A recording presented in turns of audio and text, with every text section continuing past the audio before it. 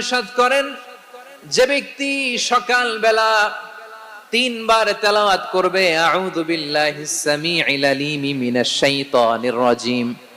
এরপরে সূরা হাশরের শেষ 3টি আয়াত তেলাওয়াত করবে, রব্বুল আলামিন ওই ব্যক্তির জন্য 70,000 ফেরেশতা নিয়োগ দিবেন যারা সারা দিন ওই লোকের জন্য মাগফিরাতের দোয়া করবে।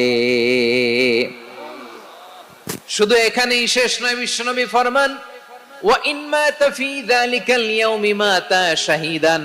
ওই দিন যদি ওই ব্যক্তিটা ইন্তেকাল করে সে শহীদ হয়ে কিয়ামতের দিন আল্লাহর সামনে দাঁড়াবে।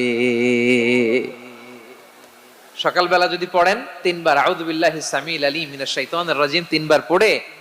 সূরা হাশরের শেষ 3 আয়াত যদি তেলাওয়াত করেন, তাহলে আপনার জন্য আল্লাহ তাআলা 70,000 ফেরেশতা নিয়োগ করবে। সারা দিন তারা আপনার জন্য মাগফিরাত